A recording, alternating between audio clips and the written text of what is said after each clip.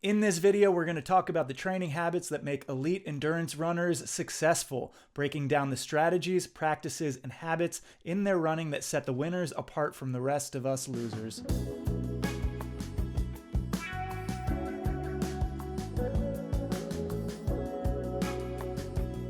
What's up, everybody? I'm Alexander Tucker, and welcome to my channel, a place for endurance running and adventure travel to all corners of the world. Thanks for dropping by. Be sure to hit the subscribe button to follow along for videos like this. And like I said, in this video, we're talking about the habits and practices of elite endurance runners that set them apart from the rest of us, the habits that set them up to succeed over and over again. Whether you are running your first 5K or pushing yourself through ultra distances, adopting the right training habits can make all the difference. And to give you the inside scoop, I've dug up a whole bunch of research on what the pros do to stay at the top of their game. I've dug through a bunch of interviews and hoping to find out what they're saying that helps them to perform to their best consistently over time. Let's start by talking about the training habits and kick things off with the elite runner and coach Ian Sharma. This guy is a madman and has finished over 200 ultramarathons.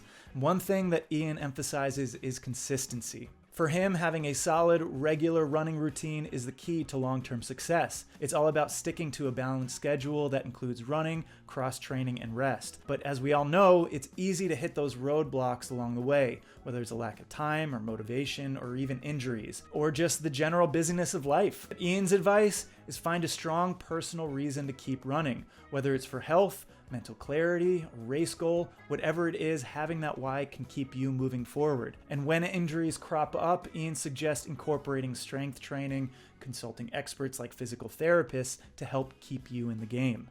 Now, a key insight from Ian's ultra running career is adaptability. During training, it's important to stay flexible. If you are feeling overly tired, don't stick rigidly to your original pacing or race plan. Listen to your body and adjust accordingly. That ability to adapt in training can transfer to race day and can be the difference between a great race or a complete disaster. And from his vast personal experience, we see that being methodical, humble, and focused on problem solving is critical for success. But it's not all about just running. Elite runner Ryan Hall, the American former marathon record holder, who has transitioned to ultra endurance running, he incorporates strength training into his routine to build muscle and enhance performance.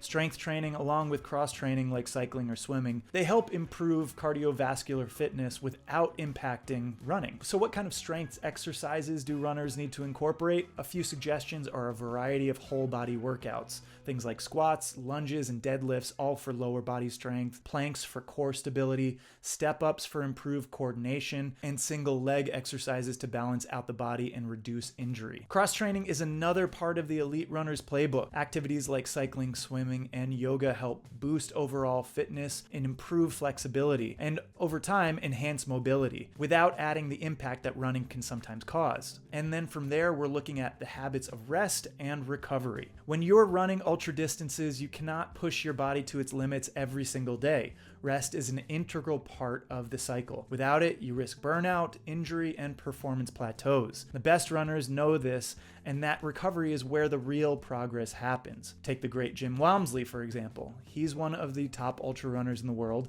and he makes recovery a priority. After his toughest training blocks or races, he schedules recovery periods, allowing his body to heal and rebuild. Jim's a big believer in giving yourself downtime so you can come back stronger for your next race. And trust me, if it works for him, it'll work for you. Another thing the pros swear by is by listening to your body. Courtney Dewaulter, one of the most dominant ultra runners out there, true warrior, tough as nails as she is, she emphasizes the importance of taking rest days when you need them. Her approach is just to tune into how you feel. If you're feeling fatigued or sore, don't push through. Give your body the time it needs to recover. It's all about the long game, not the burnout in the short term. Recovery doesn't need to stop after the run, though. After long, hard efforts, hydration, nutrition, and stretching are key to muscle repair. Kilian Jornet, the ultra running legend, always prioritizes his recovery immediately after a race. He's all about rehydrating and refueling the body with a recovery drink. Think mostly protein and carbs to replenish energy stores and help build muscles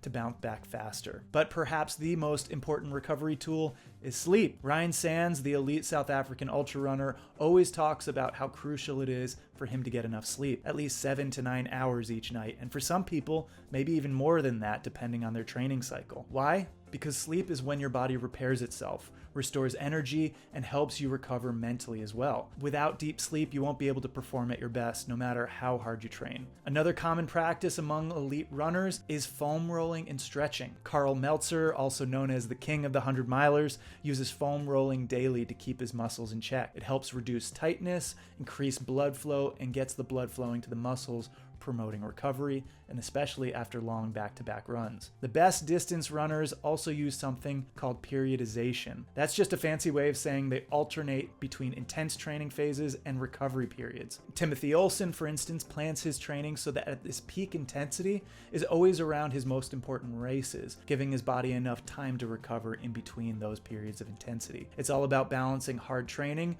with the right amount of rest. So that is what some of the pros are doing for recovery, but if you're serious about running, then you know that training is only half the battle. The other half is about making sure your health and nutrition are on point. So let's take a look at how they fuel their bodies and stay healthy to keep performing at the highest level. Let's start with hydration, arguably one of the most important aspects of running health. We all know that staying hydrated is crucial, but it becomes even more vital during long, grueling races. Elite ultra runners like Kilian Jornet make hydration a priority before, during, and after their races. He has spoken about the importance of drinking small amounts of water frequently throughout the race rather than waiting until you're thirsty. It basically stretches out the drinking and limits the impact on your body. This helps him avoid dehydration and stay sharp during those long hours on the course. But hydration isn't just about water. Electrolytes play a huge role. During long races, you're losing minerals like sodium, potassium, and magnesium through sweat. And if you don't replenish those, it can lead to muscle cramps, fatigue, and even more serious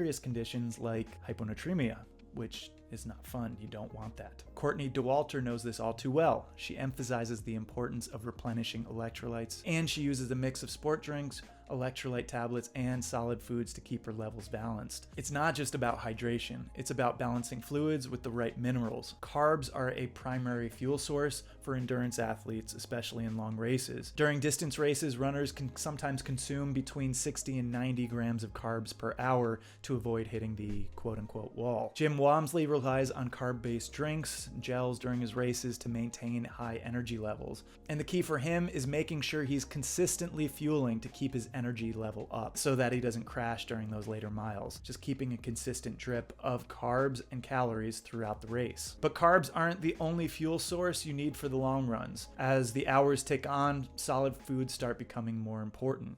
Gels and drinks work early on and sporadically, but for sustained energy, foods like fruits, nut butters, sandwiches, and potatoes are always key. Timothy Olson is known for relying on solid foods like peanut butter sandwiches and potatoes to keep his energy levels steady during ultra distance races. These foods provide not just carbs, but also fats and proteins, making them perfect for long events. Plus, they help combat taste fatigue, which is when you're eating the same food over and over again and all it makes you want to do is throw up. So it helps keep the appetite in check. But nutrition is not one size fits all. Elite runners like Sage Candidate adjust their nutrition strategies based on conditions. In hot races, they focus on light, easily digestible foods and hydration with electrolytes. In colder conditions, they lean towards more calorie-dense meals like broths or soups to keep their body temperature stable. Elite runner Ellie Greenwood emphasizes the importance of gut training. She trains her digestive system to handle large amounts of fuel over long periods, testing out various foods, gels, hydration techniques to minimize digestive distress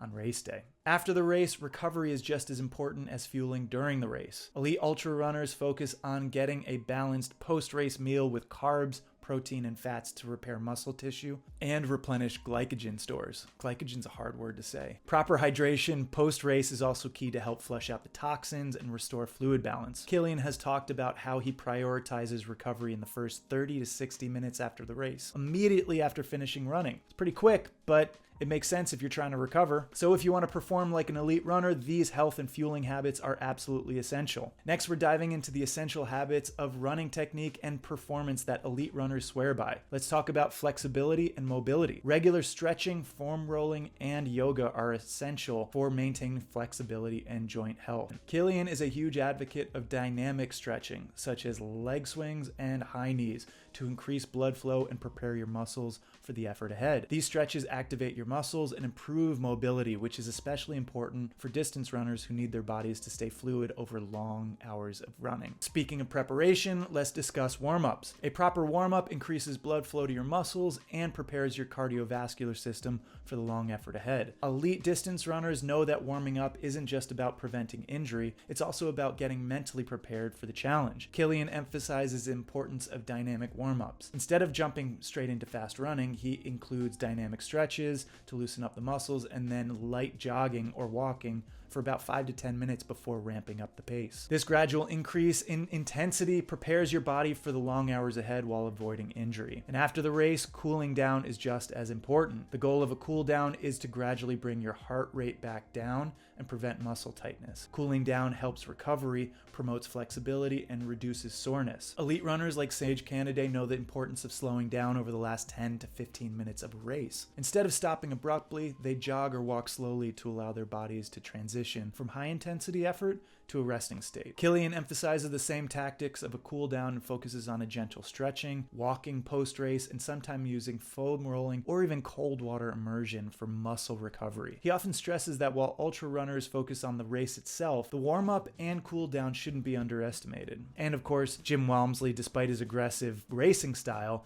integrates a gentle warm-up and cool down into his routine. He recommends walking or light jogging after a race to help bring his body back to a resting state. And finally, we're looking at one of the most important and underutilized aspects of running, tracking your progress and setting clear goals. Looking at what elite level performers have to say, it's more than just setting a race goal and following a training plan to get there. It's also about adapting in real time when you hit the bumps in the road. First up, let's talk about goal setting. Elite runners know that setting specific, measurable, achievable, relevant, and time-bound goals is the foundation for success. These are called SMART goals. It's what sets apart goal setting from goal achievement. It gives them clarity and keeps them focused. Setting both short-term and long-term goals is key. Elite runners break down their bigger goals into smaller, achievable steps. This helps avoid burnout and builds confidence over time. So you might aim for a personal best in a race or hit a certain training pace, but you'll also set smaller milestones along the way to track progress. For elite runners, it's not just about hitting those targets, it's about feedback and adjustment. Tracking progress provides valuable insights into how well their training is going. For instance, Jim Walmsley tracks everything from his pace,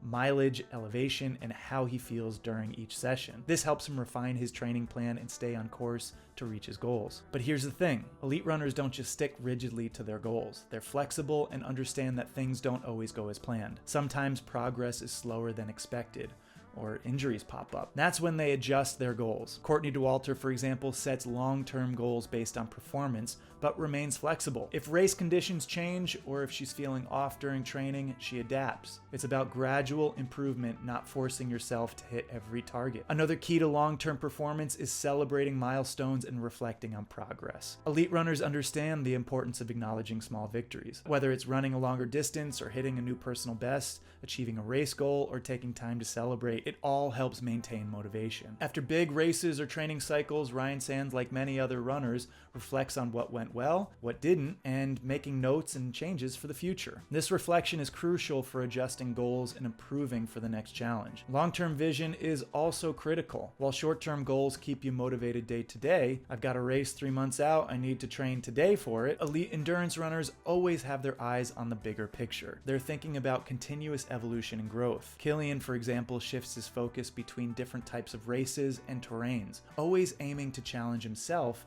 and push his limits. His long-term vision is about constantly evolving as an athlete, which keeps his training fresh and exciting. Now, Kilian, like all these other runners mentioned, are in a whole different strata of athlete than you and me. But we can take their mindsets, their practices, and most specifically their habits to become better runners. So my wish for you is that you were able to find something in this to help you build stronger habits of health for your long-term performance as a runner. Not just in your annual training goals, but to overcome the challenges that you face and to achieve the adventures you hope to have over the course of your life. As a coach, I help people get clear on their life, endurance, and career goals. If that's something that I could help you with, I would love to offer you a free training session, or at the very least, leave in the comments below how some of these habits are helping you achieve your goals, or drop me a DM, shoot me an email at my website, alexdtucker.com, and let me know what you're working towards. I would love to hear from you and maybe see how I can support you along the way. If you found this helpful, hit subscribe to follow along for more videos like this,